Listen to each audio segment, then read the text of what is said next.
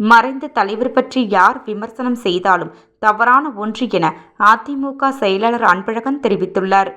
திமுக கூட்டணியில் அட்டவணை பிரிவினர்களின் உரிமைகளை தங்களது கட்சி மூலம் ஒட்டுமொத்தமாக தாரை வார்த்து கொண்டிருக்கும் விடுதலை சிறுத்தைகள் கட்சி தலைவர் திருமாவளவன் ஆலோசனையும் அறிவுரையும் அதிமுகவிற்கு தேவையில்லை. பாஜகவுடன் கூட்டணி வைத்தால் அதிமுக அழிந்துவிடும் என திமுக கூட்டணியில் இருந்து கொண்டு திருமாவளவன் கருத்து தெரிவித்திருப்பது சந்தர்ப்பவாத செயலாகும். அதிமுக மீது உண்மையில் திருமாவளவனுக்கு அக்கறையும் பாசமும் இருக்குமேயானால் அவர் முதலில் திமுக கூட்டணியில் இருந்து வெளியே வர வேண்டும்.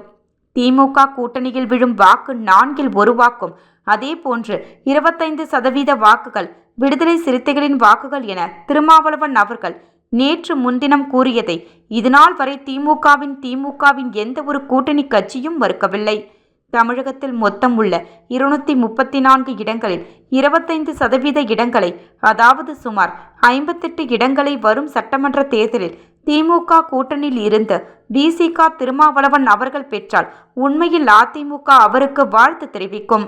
புதுச்சேரி மாநிலத்திற்கும் மாநில அந்தஸ்து பெறுதல் மற்றும் மாநில அந்தஸ்து வழங்குதல், இதில் காங்கிரஸ் கட்சி ஆட்சியில் இருந்தபோது மத்தியில் திமுக காங்கிரஸ் கூட்டணி ஆட்சி மற்றும் மத்தியிலும் மாநிலத்திலும் ஒரே நேரத்தில் காங்கிரஸ் திமுக கூட்டணி ஆட்சி இருந்த போதும் புதுச்சேரிக்கு மாநில அந்தஸ்து வழங்க காங்கிரஸ் கட்சி முன்வரவில்லை. கடந்த 3 ஆண்டுகளுக்கு முன்பு மத்திய அரசு இந்தியாவில் காஷ்மீர், லடாக் என்ற 2 புதிய யூனியன் பிரதேசங்களை உருவாக்கினர். தற்போது காங்கிரஸ் கட்சியினுடைய முன்னாள் தலைவர் ராகுல் காந்தி மற்றும் தற்போதைய தலைவர் கார்கே ஆகியோர் காஷ்மீர் மற்றும் லடாக் ஆகிய 2 யூனியன் பிரதேசங்களுக்கு மாநில அந்தஸ்து வழங்க பாராளுமன்றத்தில் உரிய சட்டம் கொண்டுவர வேண்டும் என கடிதம் எழுதியுள்ளனர். ஆனால் காங்கிரஸ் கட்சியை பலமுறை ஆட்சிக்கட்டில் அமர வைத்த புதுச்சேரி யூனியன் பிரதேசத்திற்கு மாநில அந்தஸ்து வழங்க வேண்டும் என எந்த சூழ்நிலையிலும் காங்கிரஸ் கட்சியின் முன்னாள் தலைவர் ராகுல் மற்றும் தற்போது தலைவர் கார்கே ஆகிய இருவரும் பிரதமரை வலியுறுத்தாத அவர்களின் சந்தர்ப்பவாத அரசியலை காட்டுகிறது. எனவே காங்கிரஸ் கட்சிக்கு புதுச்சேரியின் மாநில அந்தஸ்து பற்றி பேச எந்த தகுதியும் இல்லை என மக்கள் புரிந்து கொள்ள வேண்டும்.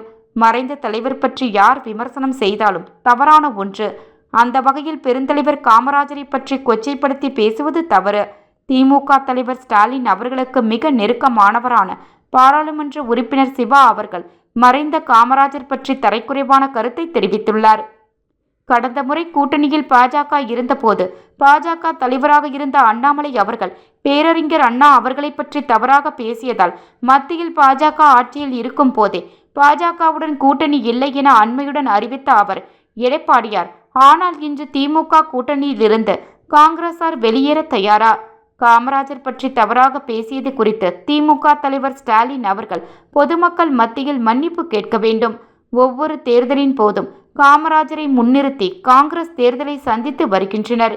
எந்த தலைவரை வைத்து அரசியல் செய்கிறார்களோ அந்த தலைவரை பற்றி மாற்று கட்சியினர் தவறாக பேசியதை அவர்களை எதிர்த்து கூட பேசாத காங்கிரசாரை சேர்ந்த முன்னாள் முதலமைச்சர் திரு நாராயணசாமி, திரு வைத்தியலிங்கம் இருவரும் உள்ளனர்.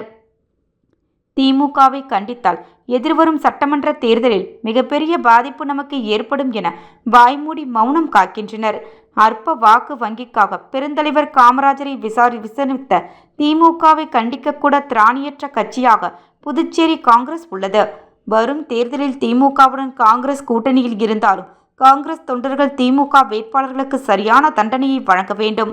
பெருந்தலைவர் காமராஜர் பற்றி தவறாக பேசிய திமுக பாராளுமன்ற உறுப்பினர் சிவாவின் கருத்து அனைத்தையும் அதிமுக வன்மையாக கண்டிக்கிறது. மாண்புமிகு எடப்பாடியார் அவர்கள் தேர்தல் பிரச்சாரத்திற்காக புதுச்சேரியில் வருகை தந்த போது அவருக்கு பாஜக தலைவர்களும் என்ஆர் காங்கிரஸ் பொதுச் செயலாளரும் மரியாதை நிமித்தமாக சந்தித்ததற்கு என்ஆர் காங்கிரஸ், பாஜக ஆகிய இவ்விரண்டு கட்சியினருக்கும் அதிமுக சார்பில் நன்றியை தெரிவித்துக் கொள்கின்றேன். இவ்வாறு அவர் கூறினார்.